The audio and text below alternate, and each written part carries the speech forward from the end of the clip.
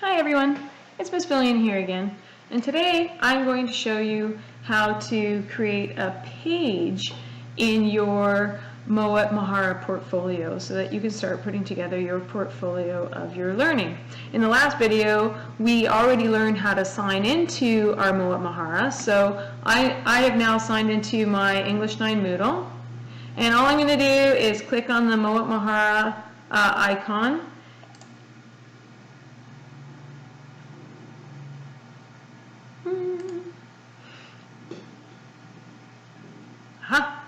And it should take me to my dashboard. Now, in the last video, you saw that sometimes it'll say that you have a sign-in error. Don't panic.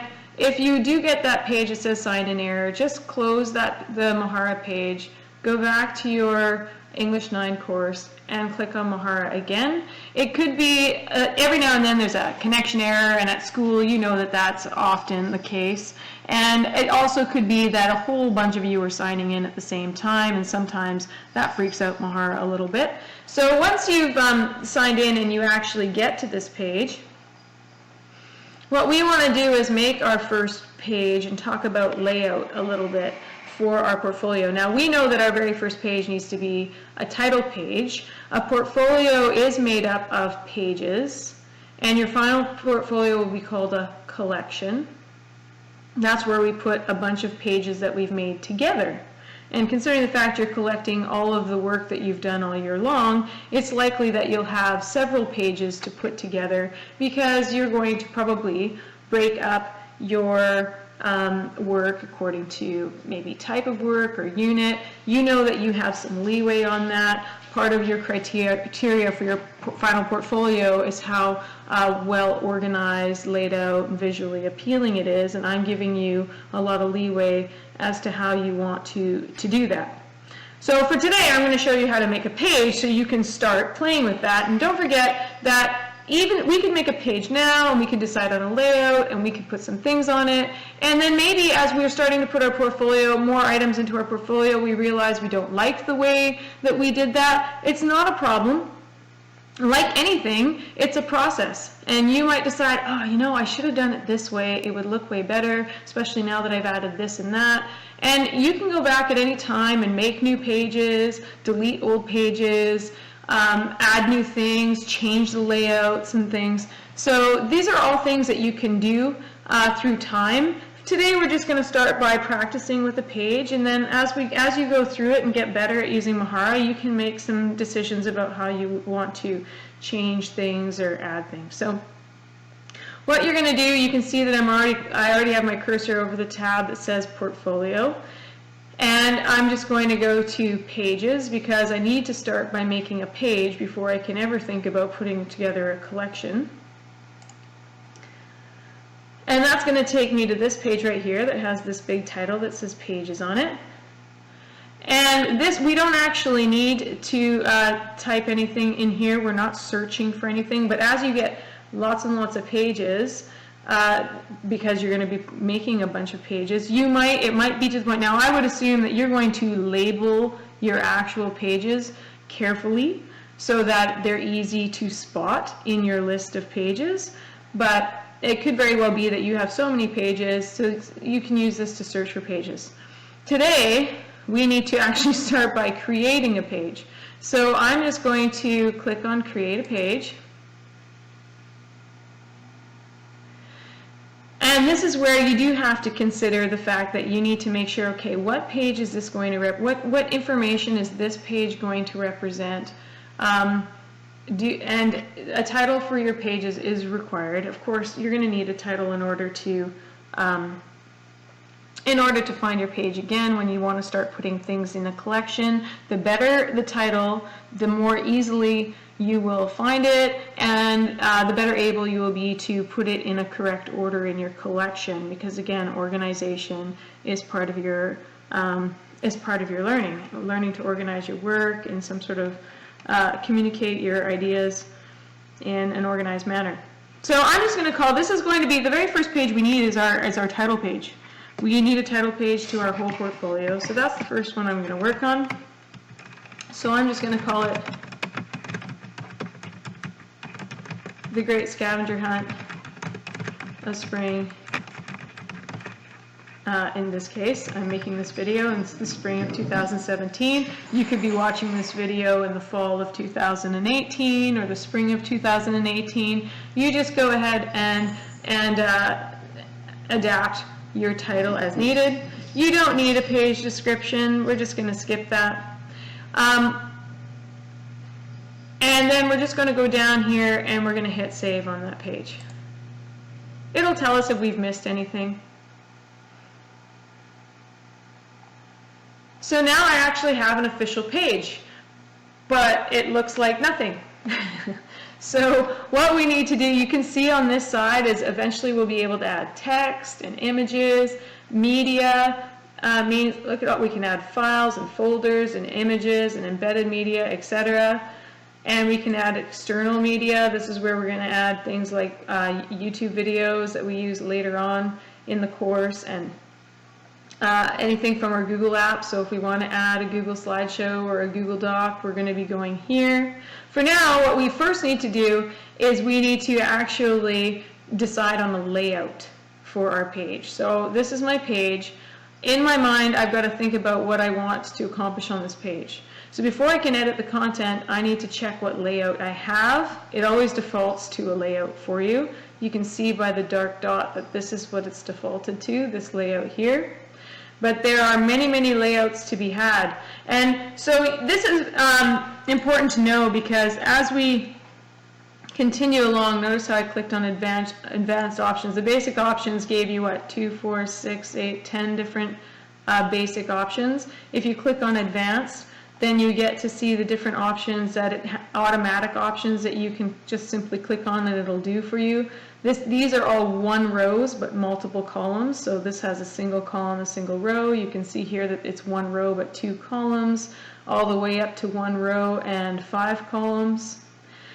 You can see that even some of the columns are different widths. So all of these layouts, some of these layouts might come in very handy later when you're doing more complicated pieces.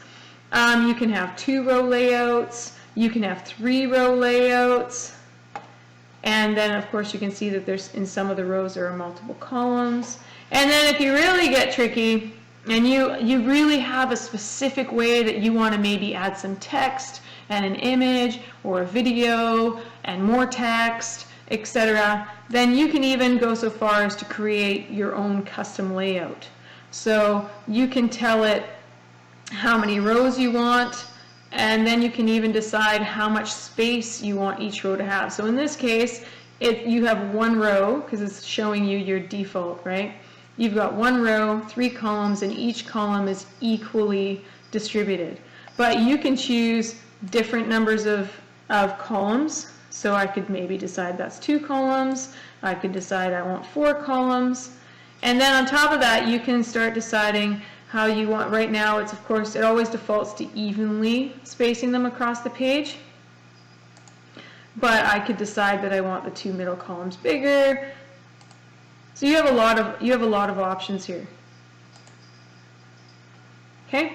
Now, let's say I want more rows, because columns aren't generally that helpful to us, honestly, because unless you have a lot of text, right? Images aren't going to fit very nicely into these really tiny columns. So of course you have the option to add rows. So you can add a second row. At this point, again, you can change the number of columns, and you can change the number of columns per row. So let's say in this row, I only want 2 columns. And this is how you eventually create the layout of your dreams. Whatever layout that you think is going to work best for the information that you are going to include on this particular page. So of course you can continue adding rows and more rows and more rows if you need them. In each one of these, this is very important, because each one of these blocks allows you to add something to it, like text, like a Google slideshow, like an image, like a video from YouTube. So you really have to consider what you are using each of these blocks for, so that you can determine the size and the layout. I'll also give you a heads up that you actually don't need a separate block for multiple images. if you don't want to put titles or captions on the images. So if you have images like we've already made in Google Slides that are self-explanatory, you actually don't need a separate block for every image. You can actually just use one block and put several images in the same block, one after the other, and if you choose. So that's a little hint for you. Again, these are things you need to play with, right? You start out with a basic option, and then if it's not doing what you need, then you start deciding on how advanced or custom you need your piece to make it look the way you want.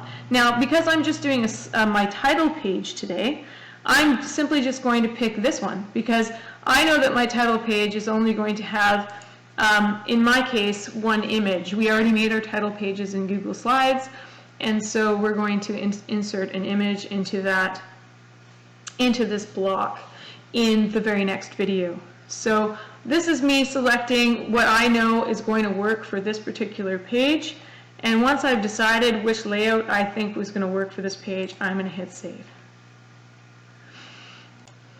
So once you saved your layout, you're going to find that you're back on the main screen for your page. This is where you can always go back and edit your layout again. You can edit the title for your page if you've decided that maybe you found a mistake, or maybe you want this page to be something else. And then of course where we want to be is we want to start thinking about editing our content. One of the things you might find a little bit hard to adjust to is that it doesn't actually show you in any way what your layout looks like here. Now, this is not really that big a deal, because of course, if you want to know what layout, let's say you've come back to this page and you've forgotten, you just click Edit Layout, and whichever one has the little dark button is the one that you have. So that's one easy way to figure out if you have what layout you have selected on this page. The other thing that you can do, of course, is when you're adding any of these items, which we will in future videos, when you click on one of the items to add, right away it's going to show you the layout, because of course when you're adding an item, you have to tell Mahara which block on your page you'd like to add it to. So if you'd like to add some text to this block and an image to another block, in this case we only have one choice, because we, for our title page, know that we only need one block where we can either add straight up text, or in our case we're going to add our nice title page that we made previously in Google Slides, which we'll do in a later video. So that's another easy way to figure out what your layout is. Of course, some people who choose to actually go to their settings and add some little icons here.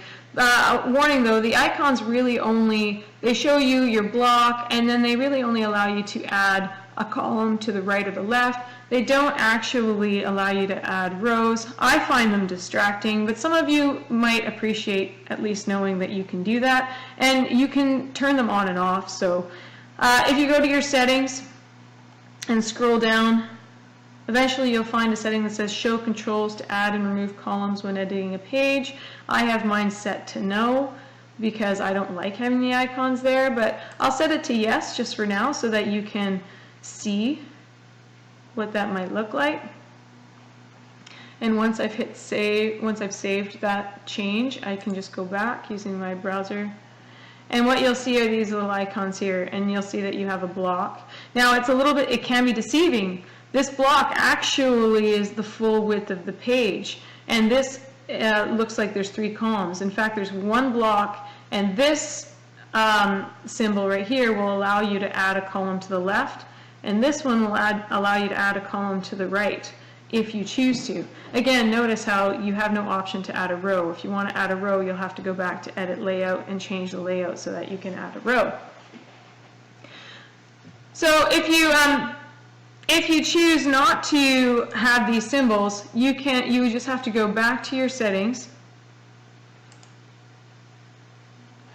and you just go back down to that particular setting, and you just change it back to no, and they'll disappear again. I'll remind you that you have all of these handy help icons.